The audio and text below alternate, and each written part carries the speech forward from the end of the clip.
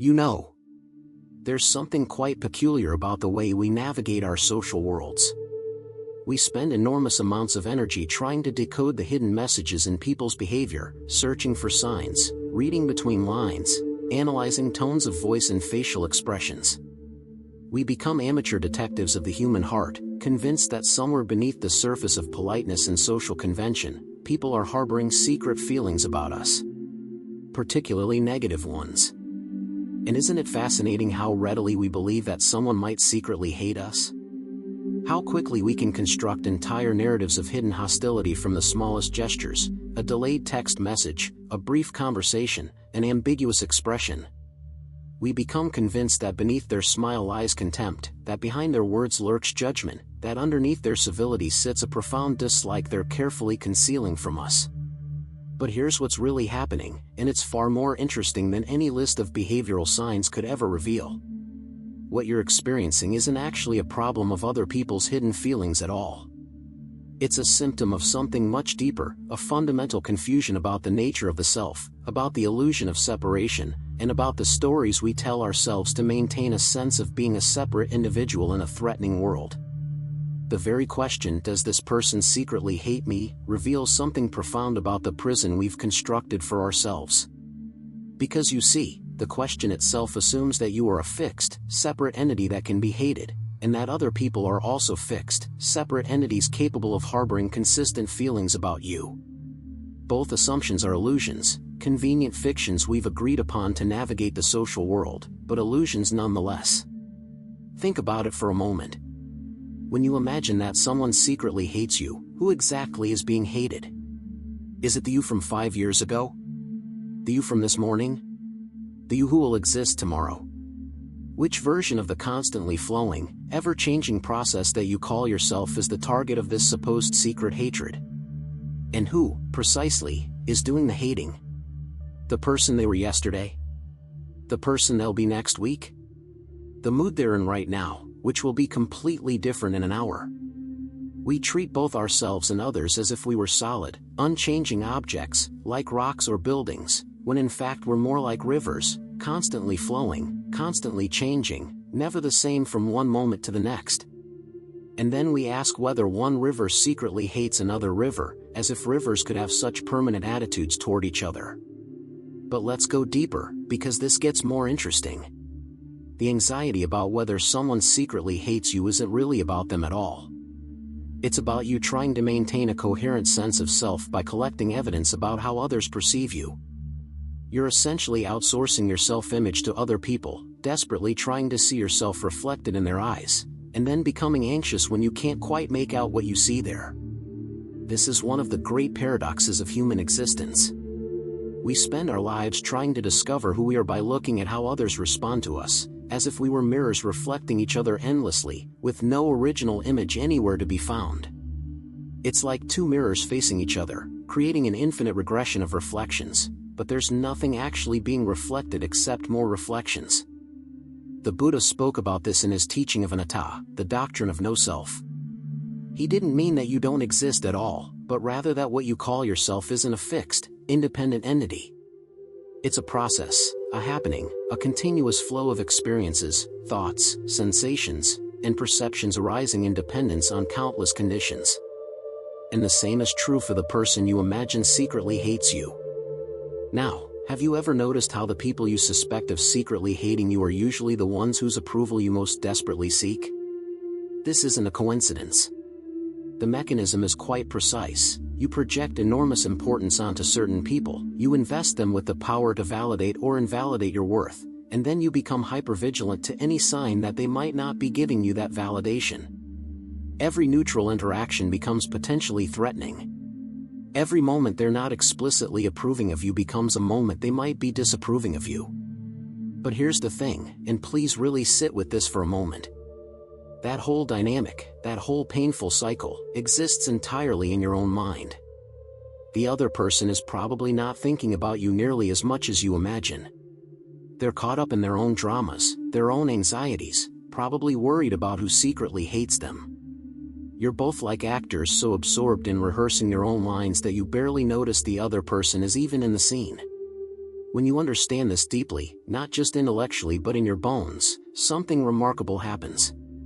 The question of whether someone secretly hates you begins to reveal itself as absurd, not wrong exactly, but based on assumptions that don't hold up under examination. It's like asking whether the number 7 is jealous of the number 9. The question itself arises from a category error, from mistaking the nature of what we're talking about. Now I can almost hear the resistance forming. But wait, you might be thinking, people really do dislike other people. Hatred is real.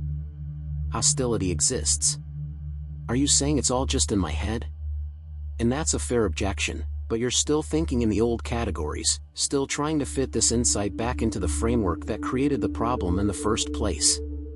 Let me put it this way. Yes, in the conventional reality we all navigate, people have preferences, likes and dislikes, attractions and aversions. Someone might prefer not to spend time with you. They might find your personality grating. They might actively work against you in certain contexts. All of this happens in the relative, conventional world of separated selves and social interactions. But the suffering, the anxiety, the obsessive need to know whether someone secretly hates you, that doesn't come from their feelings. It comes from your desperate attempt to construct and maintain a solid, permanent self-image that needs constant validation from others. It comes from forgetting what you actually are. Think about what happens in your direct experience when you're not caught up in these mental narratives. Right now, in this moment, before you start thinking about what other people might think of you, what is actually here? There's seeing, hearing, sensing, feeling. There's awareness of thoughts arising and passing. There's this ongoing flow of experience. But where in that direct experience is the solid, separate self that could be hated? You won't find it, because it's not there. What you'll find is thoughts about yourself, memories, images, narratives, but no actual separate entity that all of these refer to. The self you're so worried might be hated is itself a story, a useful fiction, a convenient way of organizing experience, but not a thing that actually exists independently. And this brings us to one of the most liberating insights available to human beings. When you see through the illusion of the separate self, the question of who hates you or likes you becomes like asking what dreams the number 3 had last night. The categories simply don't apply anymore. But let's bring this down to earth, because philosophy that doesn't touch everyday life isn't worth much. What does this actually mean for how you navigate your relationships? Does it mean you should be indifferent to how people treat you? Should you ignore genuine hostility or abuse? Of course not. That would be another form of delusion, just replacing one extreme with another. What it means is this: you can respond appropriately to how people treat you without constructing elaborate stories about their secret inner states. If someone is consistently disrespectful, you can choose to limit your interactions with them, not because you've decided they secretly hate you, but because their behavior isn't conducive to mutual well-being. The action is the same, but the inner torment is gone. You see, when you're trying to figure out if someone secretly hates you, you're engaged in a futile attempt to control their inner experience, to manage their thoughts and feelings about you. But their inner experience isn't happening to you, it's happening to them. It's their karma, their conditioning, their own flowing process of experience. You can no more control what they think of you than you can control the weather by worrying about it. And here's the beautiful paradox: the less you need people to like you, the more genuinely likable you become. The less you're performing for their approval, the more authentic your interactions. The less you're scanning for signs of rejection, the more present you can be. It's like trying to float in water: the harder you try, the more you sink, but when you relax and stop trying, you naturally rise to the surface. This is what the Taoist sages meant by Wu Wei, action through non-action, or more precisely, action that flows naturally without the interference of the anxious, separate self trying to control everything. When you stop trying to manage everyone's perception of you, you become more fluid, more responsive, more real. And paradoxically, people generally respond better to that authenticity than they ever did to your carefully managed persona. Now, I want to address something that might be stirring in your awareness as you consider all of this. Perhaps you're thinking about specific people, specific situations where you're convinced someone really does harbor negative feelings toward you. And maybe they do, in the conventional sense. But notice how thinking about it feels. Notice the tightness in your chest, the anxiety in your stomach, the racing of your thoughts. That discomfort isn't being caused by their feelings, it's being caused by your resistance to uncertainty, your need to know, your attempt to control what cannot be controlled. And that resistance is what the Buddha called tanha, the thirst or craving that is the root of suffering. Not the external situation, but your relationship to it. What would happen if you could simply allow the uncertainty to be there? Not knowing whether someone likes you or hates you or is indifferent to you, and being completely okay with not knowing? Not as a resignation or defeat, but as a recognition that this uncertainty is actually the natural state of things, and your demand for certainty is what's creating the suffering? This is where real freedom begins, in the recognition that you don't need to know. You don't need to decode every interaction, analyze every word, scrutinize every expression. You can let people be the mystery that they are, just as you are a mystery to yourself. Because when you really look closely, can you even definitively say how you feel about most people? Don't your feelings shift and change from moment to moment, influenced by your mood, your energy, your recent experiences? If you can't pin down your own feelings with any permanence, why would you expect to decode someone else's secret, fixed attitude toward you? The whole enterprise is based on a misunderstanding of how feelings actually work. Feelings aren't solid objects stored in some internal vault, they're fluid, changing processes that arise and pass away in dependence on conditions. Let me share something that might shift your perspective entirely. The question, does this person secretly hate me, is actually the same question as, does this person secretly love me? They're both attempts to find a fixed, permanent state in what is actually a flowing, changing process. They're both ways of trying to grasp at something solid in a world where everything is in flux. And here's the deeper truth: the person you're worried about doesn't hate you or love you in any permanent way, because the you they would hate or love doesn't exist in any permanent way. Both of you are constantly changing patterns of experience, like waves in the ocean. Can one wave permanently hate another wave? The question becomes absurd when you see what waves actually are: temporary formations of the same water, arising and dissolving back into the ocean. This isn't just pretty philosophy, it has immediate practical implications. When you see that both you and the other person are flowing processes rather than fixed entities, you stop taking things so personally. Someone's momentary irritation with you isn't a judgment of your permanent worth, because you don't have a permanent worth to be judged, you have only this moment's experience, already becoming the next moment's experience. And from this perspective, you can begin to see behavior more clearly. When someone is short with you, you can recognize it as their own stress or pain expressing itself, not as a statement about your fundamental unworthiness.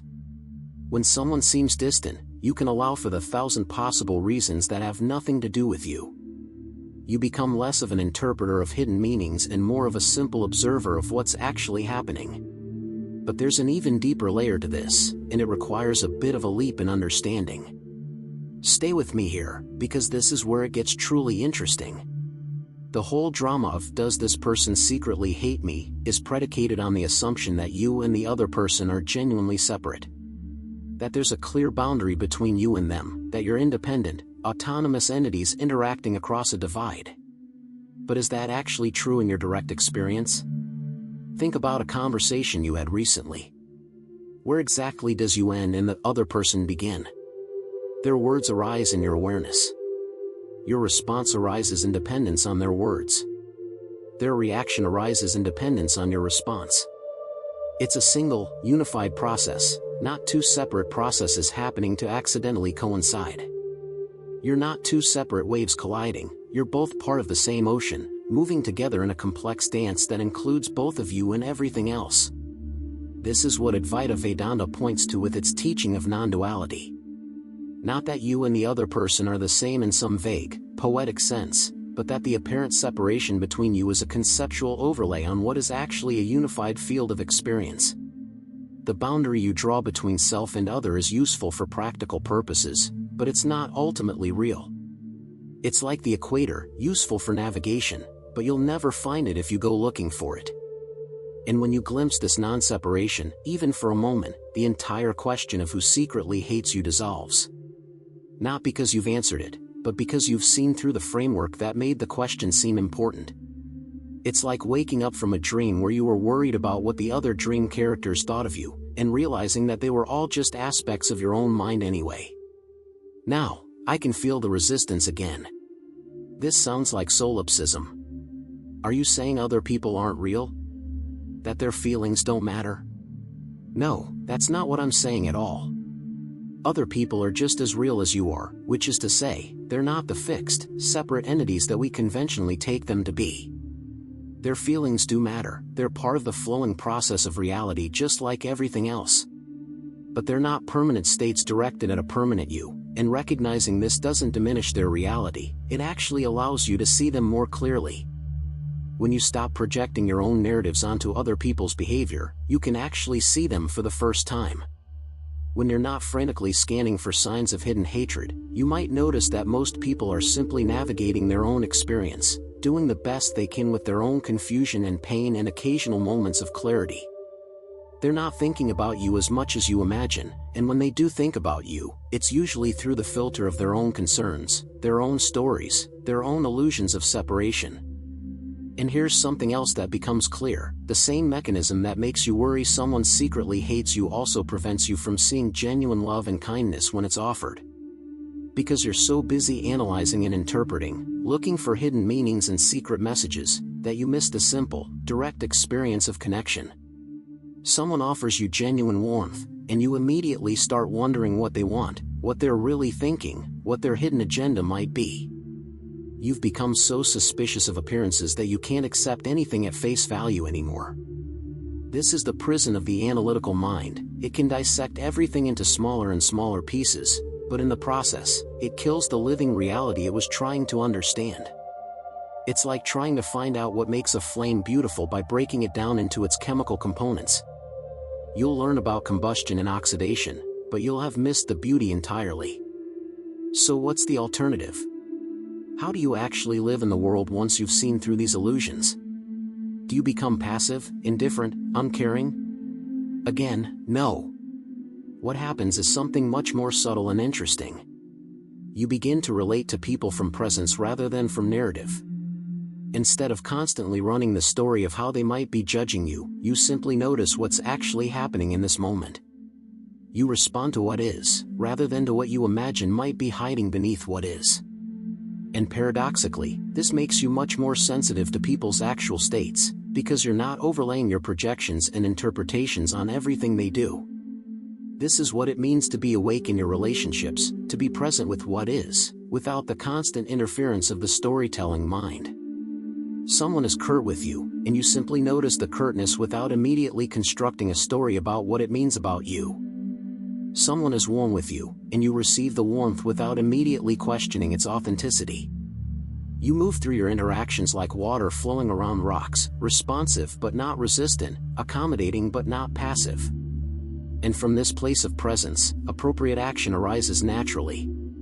If someone's behavior toward you is genuinely harmful, you can respond to protect yourself without the overlay of personal offense. If someone is kind, you can appreciate it without needing to figure out what it means or whether it will last. You're no longer trying to control the river, you're learning to swim. This is what the Zen masters mean when they talk about ordinary mind. Not some special state of consciousness you have to achieve, but the simple, direct experience of life before the conceptual mind starts its endless commentary. Just this. Just seeing, hearing, touching, tasting, smelling, thinking. No need to add layers of interpretation and meaning and story on top of it all. And when you rest in this ordinary mind, even briefly, you realize something extraordinary: you've been creating your own suffering all along. Not in a way that you should feel guilty about, guilt is just another story, but in a way that means you have the power to stop creating it. The person you were worried secretly hated you didn't have that power. Only you could create your suffering, and only you can end it. Let me be very clear about something, because this is often misunderstood. I'm not saying that if someone is genuinely cruel to you, you should just accept it with a smile because it's all an illusion anyway. That would be a profound misapplication of these teachings. What I'm saying is that you can respond to cruelty, set boundaries, protect yourself, and even remove yourself from harmful situations without the added suffering of taking it as a statement about your fundamental unworthiness. The Dalai Lama once said that if someone is hitting you with a stick, it's appropriate to remove the stick. You don't need to construct an elaborate story about why they hate you or what's wrong with you. You just need to deal with the immediate reality. There's a stick, it's hitting you, it hurts, remove the stick. Simple, direct, practical. The suffering comes when you add, they hit me because I'm worthless. This proves everyone secretly hates me. I'll never be loved. Something is fundamentally wrong with me. None of that is in the stick. All of that is your narrative, your interpretation, your story about what the stick means. And it's that story, not the stick, that creates the deepest suffering. So here we are, coming full circle. We started with the question of signs that someone secretly hates you, and we've discovered that the question itself is the problem. Not because hidden hostility doesn't exist in the conventional world, but because your relationship to that question, your need to know, your craving for certainty, your identification with a separate self that can be hated, is what's creating your suffering. And this points to something profound about the nature of awakening. It's not about getting better at reading people, becoming more skilled at detecting hidden emotions, or protecting yourself from potential rejection. It's about seeing through the entire framework that made those concerns seem so urgent in the first place. It's about recognizing that what you've been defending and protecting and worrying about is itself a construction, a useful fiction that you've mistaken for ultimate reality.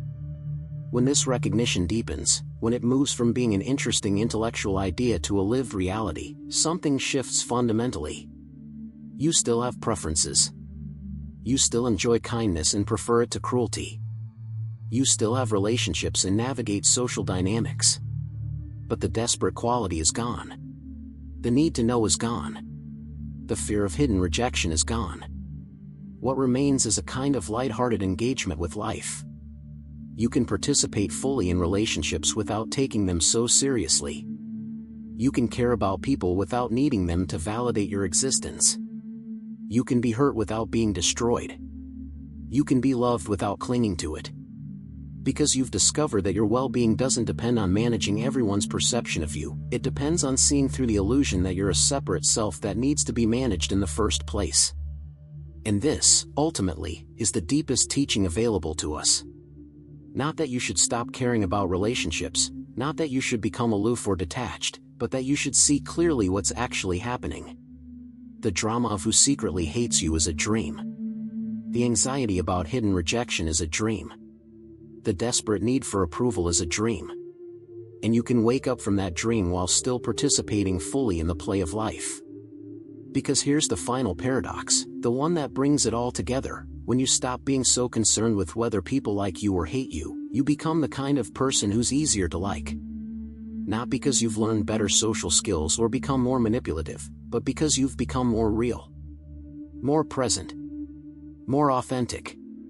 More alive to what's actually happening rather than lost in stories about what might be happening. And in that aliveness, that presence, that authenticity, people recognize something they've been searching for themselves. Not someone who's desperately trying to be liked, but someone who's simply being, without agenda, without pretense, without the exhausting performance of trying to control everyone's perception. This is the freedom that's available right now, in this moment, if you're willing to let go of the question itself. Not to answer it, but to see through it. Not to find out whether someone secretly hates you, but to recognize that the separate self that could be hated is itself the secret that, once discovered, dissolves into the vast, undivided awareness that you've always been.